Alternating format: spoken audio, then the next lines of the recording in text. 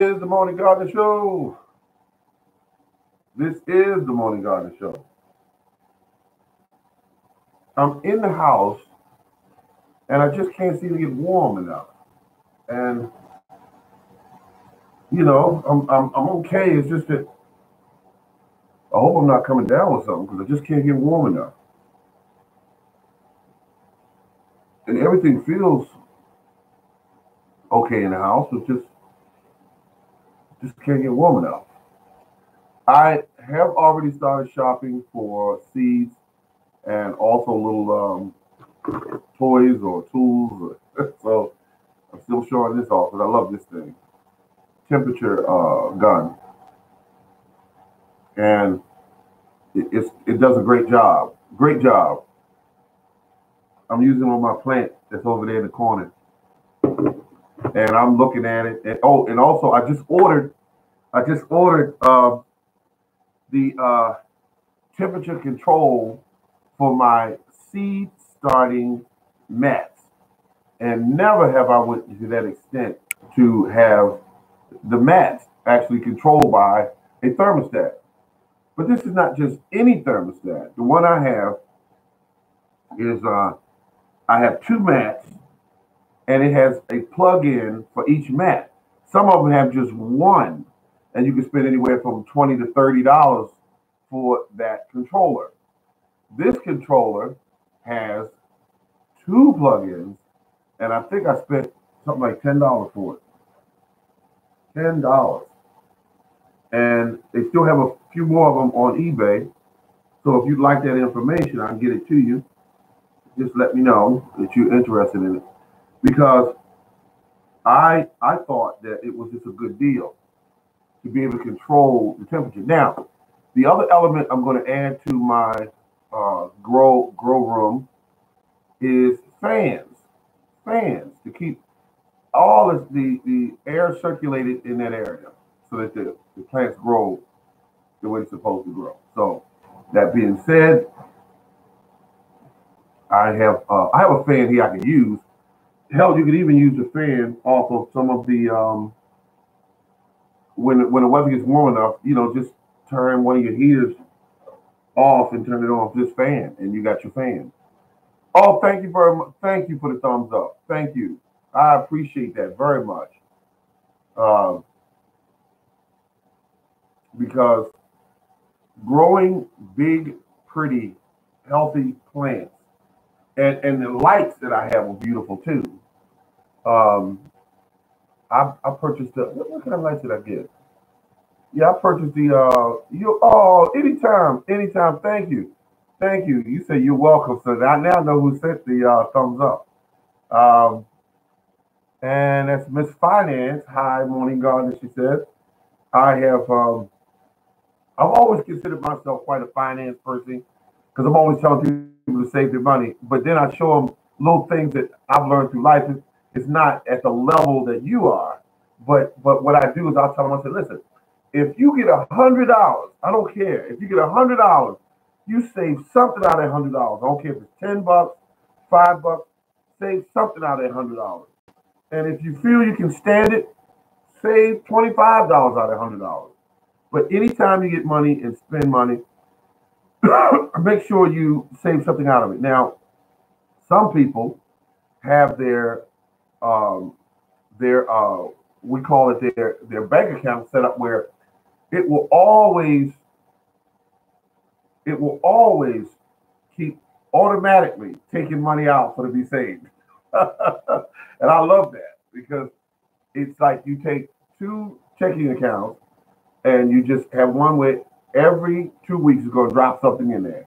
It's regardless of what you do with your other bills, regardless of what you do, it's going to drop the amount that you recommended in there. Now, there was a lady gave me some advice, and I'm not giving this to anybody because I'm not an expert. I cannot suggest that to you. What I just suggested is actually safe.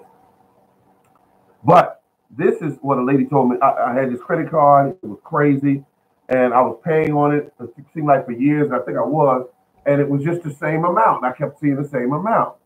And she said, "Listen, why don't you pay on it every 2 weeks? That way you pay off some of the interest on that thing." And I said, Really? And so I didn't argue because I mean I was kept seeing this same bill, and it was like this, and actually I felt like it was doing that, but I simply followed what she said, and I saw little dollars, little little change being gone, and I look at it once a month, and I look at it and say it is disappearing. Now when I look at it, I can definitely see it's disappearing. So once that bill is gone, I will not do that again. I can't see myself doing what I did. I bought a pellet stove with a credit card. Don't ever do that, folks. Because the guy said, "Oh, it's just just $1,200. It's just." I watched that $1,200 grow and grow and grow, and two, I was like, "What the hell?" Um, but at any rate, I digress. Um, be careful with the credit cards. I know a lot of us spent a lot of money on Christmas. I didn't do that. I bought absolutely what I absolutely needed, and I bought a shampoo, a copper shampoo from Bristle. It was a top of the line shampoo, but I wanted it carpet clean, I think is what they call it, and I needed that. But here again, when I got ready to buy it, they had it at Home Depot for one price. I said, the back of my voice in the back of my head said, shop around first. And I said, yeah, I better shop around first. I was at the store, I was getting ready to buy it, and something said shop around. And I did it. Found it for $100 cheaper on eBay. Brand new. The only problem I had was when they came to drop it, they just left it in the yard over near a tree in the box. With it looked like it was sitting on a store shelf the way they left it sitting there. Anyone could have walked up and grabbed it. Anyone could have loaded it in their car. Okay, that's a great deal on the shampoo. Yes, absolutely. $100 off, please. That was pretty. That was pretty. I loved it. But I used it for the first time yesterday. It was beautiful. I was excited taking out the box and everything. And I talked to one of the people at work where I work, and he's a floor tech. And you get the expert's advice when you don't understand something. I said, listen, I don't understand really how to clean a carpet. I said, what do I do? And he said, well, put the cleaner inside the reservoir where the water is. He said, don't put it in the cleaner reservoir. He said, it's only going to get sticky and gunked up and all that.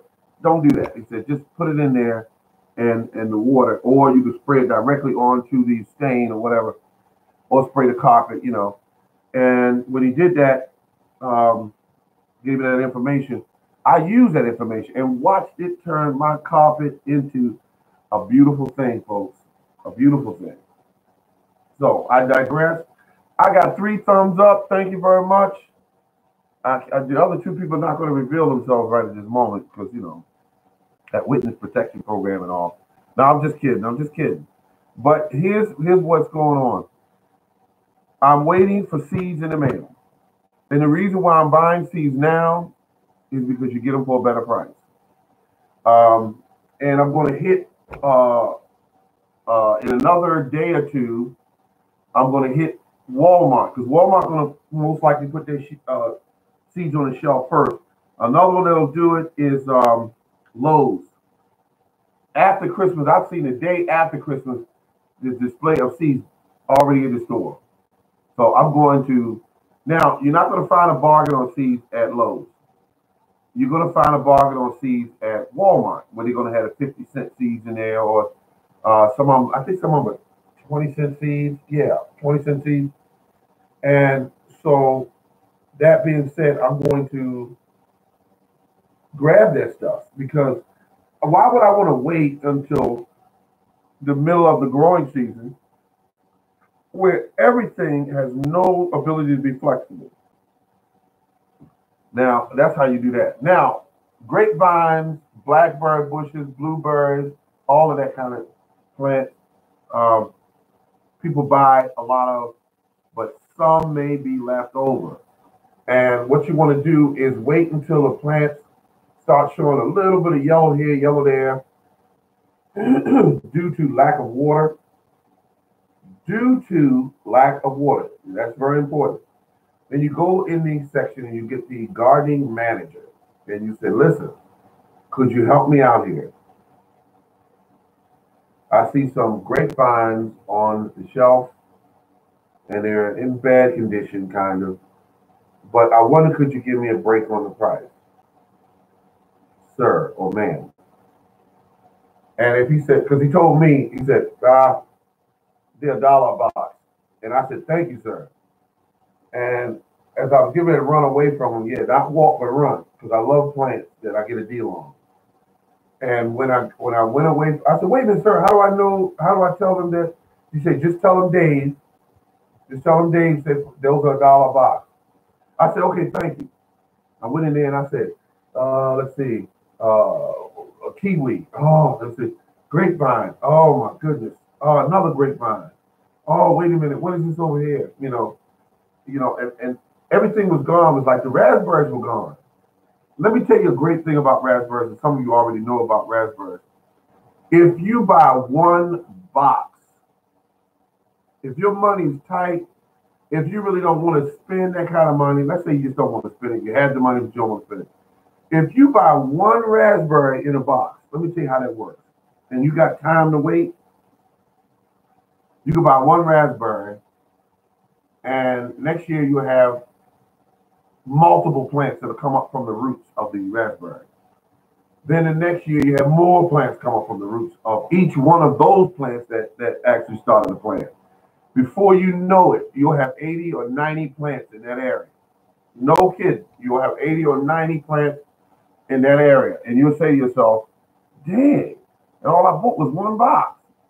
That's raspberries for you. So I have a large percentage of raspberries. And if you really want raspberries that taste really good, use a organic fertilizer, whether it be compost tea or manure tea, and you do a regular once a week feeding to them, or you can if you buy the bag stuff, organic fertilizer, and you put that down around the base of these plants, folks, they will be sweet. Because I tried them without fertilizing them, and you get some sweetness, but when you fertilize them, you get sweetness.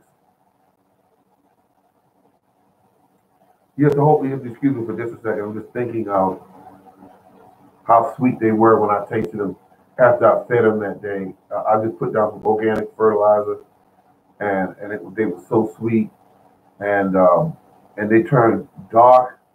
They turned from a red to a dark, almost. I want to say not purple, but a dark red, a darker rich, burgundy almost. And I was just eating them right off the bush, folks. Eating them, and they were just beautiful. It was a beautiful thing, folks. Beautiful. Now, when they start sending up their little brothers and sisters from the root base, they're going to pick the area they want to go to. You may plant them over here in this corner 4 feet away, 6 feet away, and they'll migrate all the way up to where they really want to be, where the sun's perfect or the soil is better. They know how to find out where they want to be, but you may want them in another area, so you can dig them up and put them where you want them, and it's a beautiful thing. But I feel bad about one thing. The birds always get my blueberries, all of them. They don't want to share or leave anything. They just get it all. And they do that with my grapes. I can't believe that. This year, the grapes are coming on pretty. And I got videos of that. The grapes were coming on pretty. They were pretty, beautiful. I employed a couple of techniques in there to how to grow them when they, give you what you want. Big grapes, healthy grapes. And what happened was, I said 2 more days. 2 more days to get the right sweetness. And I did that. Came back in 2 days, and I've never seen every single grape clean, and they had it clean, where it was just a plant. I said, oh my goodness. Oh my goodness. This is not going to happen again. I will buy a bird net this year. Yes, yes. Bird netting. In fact, I'm going to put that on my list now because I need for the cherry. Damn, how am I going to do it for the cherry tree? Cherry trees all tall, and they like the cherries too. Interesting. But the grapes, they kill them. And the blueberries, no, they don't show any mercy. They will actually try to fight you over the birds now. Birds flying around, banging on your head, trying to keep you off of the blackberries, the blueberries, um, and sometimes the cherry trees, trying to fight you over what you planted. They don't know, they're birds. They're bird brains. But I tell you, folks, it's really great. It's really great. Is there anyone out there? Hello, anyone at all? Anyone at all out there? I just had a good day. That's all. Beautiful breakfast. You know how that is. Beautiful breakfast. I'm loaded with energy. I converted my deep freezer into a refrigerator. It was easy to do. It's a beautiful. Oh, okay. Miss Finance is there. She said she's there. Yeah. And what happened was, it's a thermostat control that you plug your deep freezer into. It's called a hummingbird. Is it a hummingbird? I believe it's a hummingbird. And it does a beautiful job. I got it set for 36 degrees. And so you can use that, like if you have those football parties, you can take a deep freezer. See, the problem with a deep freezer is if you put beer or soda into it and you load it up really heavy, it's going to freeze everything solid. But if you have this thermostat control, it won't freeze them. It'll get them cold, ice cold, and will not freeze them. I am having a good time, folks. And eBay has shown to bird netting. Bird netting around Parkville, sure. No, you talk, man. I got this. So what I do is I go on there and I try to buy all my items that I can save money on, and it's a beautiful thing because if you wait to the heart now of the growing season, you will, and I repeat, you will be disappointed because birds are going to eat up a lot of your everything you work for. They're going to eat it up.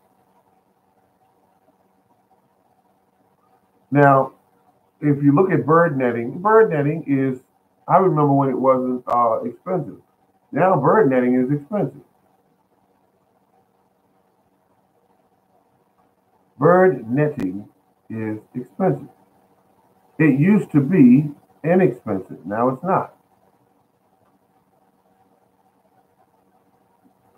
And I stopped buying bird netting at one time due to the fact that birds would get trapped in it and die, and I didn't like that.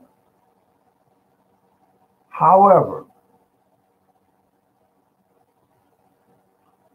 I got to figure something out.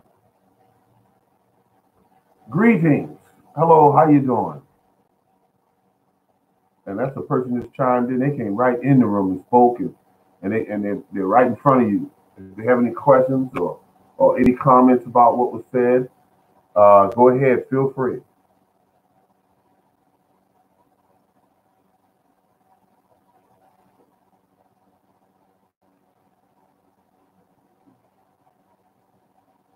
I am not buying any more seeds from offline as of yet because, like I said, within the next day or two, they're going to have all the seeds all the seeds coming in very soon. They're going to be everywhere.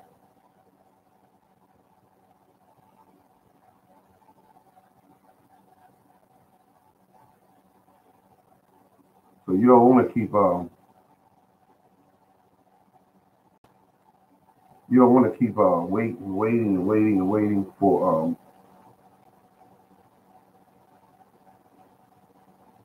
for items, and then when they come out, they're marked all the way up. They are marked up, and they never had no mercy on you.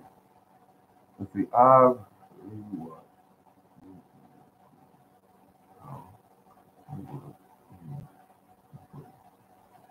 okay, you're gonna rewatch when it's over.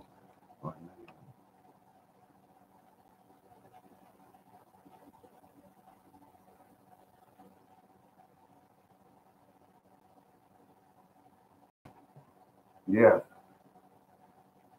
I love it. I love it because get your garden on this year, folks. I mean, excuse me, 2020. Yeah, get it on.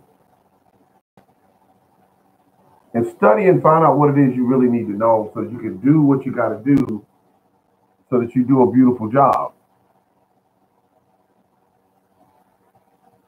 I see people go into the stores and I watch people and I just stand back knowing that every bit of shopping I've already done when it was in the dead of winter. Now I'm getting ready to buy some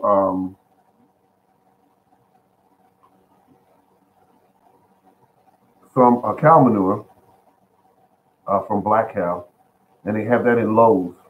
And I'm gonna get it while it's frozen in the bag because I mean, in the wintertime, I'm not waiting till spring because here's what happens with spring that I've found from my experience: the Black Cow is gone when spring hits. Everybody hits the manures, um, and they're gone. So I'm thinking, well, why would I wait and knowing that it's going to be gone? There's two things I'm going to use this year. I'm going to use my compost and the cow manure. Now, the compost I make myself, and I'm using the cow manure because of the nitrogen that's in the cow manure. And I'm making the largest batch of cow and compost tea that I've ever made. This is going to be 40 gallons of it. Yeah, 40 gallons. I won't need it all, but I want it there just in case. And it's going to be made out of all rainwater, and it's going to be a beautiful thing, folks. And when I pour that stuff on tomatoes, please, it'll jump right out of the ground. When I pour that stuff on peppers and collard greens, kale, beautiful thing. And the great thing about it is when you use manure teas, you can take and stretch the hell out of. You can stretch the hell out of your food.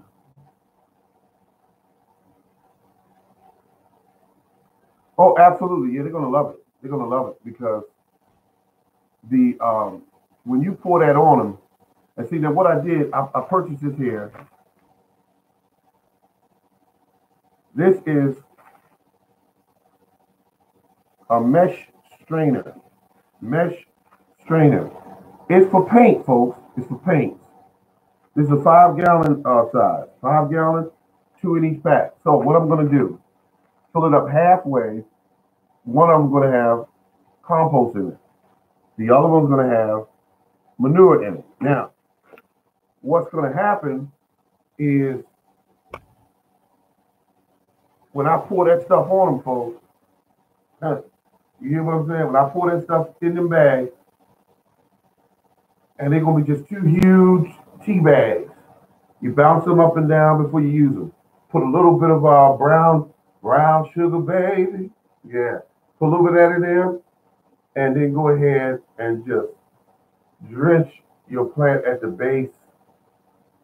And when you do that, folks, it's going to be crazy. You will be giving your friends and you'll be eating for your family some of the biggest and sweetest tomatoes you ever thought possible to grow. I've done it, folks. I've done it. It's beautiful. Now, pick a tomato, pick a pepper plant this year that's suited for your area. Pick it. Pick a tomato plant and a pepper plant that's suited for your area. Pick something that's high yield that will produce large amounts of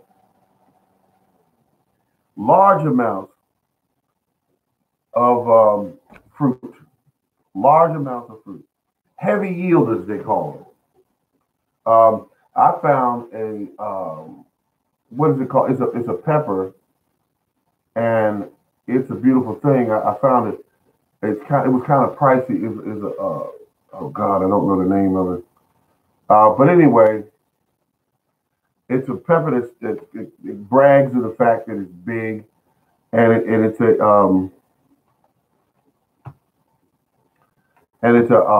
a sweet bell pepper,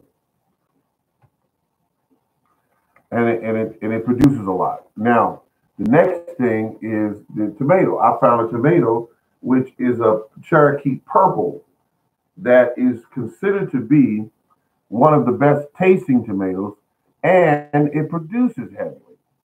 That's something I want. Okay, and when you fertilizing these plants, remember to fertilize them like you want them to grow something. Don't figure out how you're going to fertilize it. Figure out how you're going to do it, and do the daggone thing, because tomatoes are heavy feeders, corns are heavy feeders, and watermelons are heavy feeders.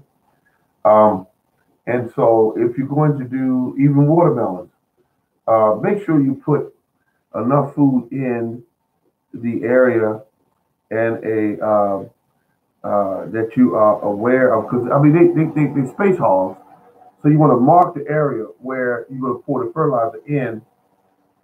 Excuse me, just to fertilize them. Because when you come back into that area to put in what we call organic tea, you want to be able to hit the right spot. You don't want to be watering weeds. I have a Cherokee purple tomato planted. Can't wait to taste them. You are going to enjoy that tomato. And look, and they're not the best shaped tomatoes, but nobody cares, because I mean they're not going to be beautifully, round and all that. They don't grow like that. What they do is they grow close to a pound, a little over a pound. They grow beautiful, sweet, and to really get the optimum amount of their flavor is when you get ready to pick them. Stop watering them for about a few days, like 3 or 4 or 5 days. Stop watering them and then pick. And when you do that, they will concentrate their flavors. That will help you out a lot too when it comes to any kind of tomato, really. But yeah, and then start watering them back again and allow them to enjoy the water. If you don't want to bust it open, make sure you don't get on a regular watering basis with tomatoes, and they won't crack and look disgusting. But the cracking will not, harm the eating of it. You just want to cut it off, because sometimes you got mold and bacteria that will build up in those cracks. And you just cut that off, and you can eat the tomato perfectly fine. Let's see. I guess that's all today. I got 2 people in the room talking. I got 8 watching. Thank you for the. Oh, look, anytime. You're always welcome. Anytime. The tomatoes are going to be a beautiful thing. You just bite into them with a little bit of pepper. Oh. And the thing about it is, Cherokee purple, you can't go wrong. And if you really, really love Cherokee purple, what you want to do is save the seeds from that puppy. That's the smartest thing you can do. put them on a plate, let them dry out, and then put them in a envelope that you get one of your bills in. After you pay it, slide it out, put the name on there, Cherokee Purple, year 2020 is from, whatever, and you will have a tomato that will automatically and always be adjusted to your soil. Because when you buy a seed and you put it in the ground, the first thing it has to do is become familiar with your soil. Then it starts growing. When you already have a tomato seed that's from your soil, it already starts growing. When you put it in the ground, it says, I know what this is. And it just starts growing. So you get an advantage there. You get an advantage. So always try to save your seeds. And another reason why you want to save seeds because seeds are getting expensive. And the reason why they're getting expensive because they found out that some of you are trying to turn the seeds into groceries. That's what they found out. That you're trying to eat at home. You're trying to not go to the grocery store and buy almost $2 a piece of tomatoes. And they know this. And they said, no. Sell the seeds for $3, $4, $5 a pack. And that'll slow them down. They don't want you doing that. They want to make it expensive so that you say, well, it's not just worth doing this. The garden tools have went up. The supplies have went up. The seeds have went up. Everything you got about gardening has went up. So what you do, you say, okay, y'all want to do it that way? I got too many leaves dropping in the fall for me not to have. There's no reason why a person should not have fertilizer if they garden for at least 2 or 3 years. Once you get those leaves, you should not ever buy fertilizer if you don't want to. If you don't want to, you should never buy fertilizer. Because them leaves are nothing but fertilizer. They make the best compost on earth. And then the worms, you let them get the worms running all through them. They leave what? Worm what? Feces in it. That's called worm poo. And when you get that in there, so you set. If you go to anywhere and buy fertilizer, it's because you want to. But those leaves are the key. Chop and drop is what I use for the weeds. I chop those leaves down and leave them right on the ground. And when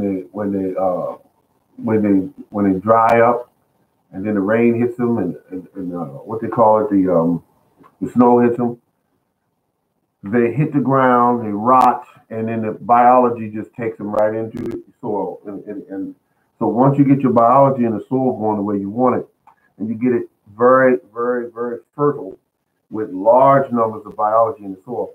And the only thing that's going to do that is that if you're feeding the biology. You know, it's like having a family member hanging around your house. If you feed them, they'll stay there. Let the refrigerator empty out. They'll be saying, I gotta go Wednesday. Got this job interview. They'll be ready to roll. Same thing with biology. If you don't feed them, they're gone. But when you put the organic materials on the soil, you stimulate the biology into eating, mating, living and dying right there. And all of that fertilizer for your plants. All right, folks, this has been the Morning Gardener, and I'm going to go because I want to get a couple things done today. But thank you for tuning in. And I want to tell you I appreciate you. Thank you very much. And remember to keep on growing. Thank you.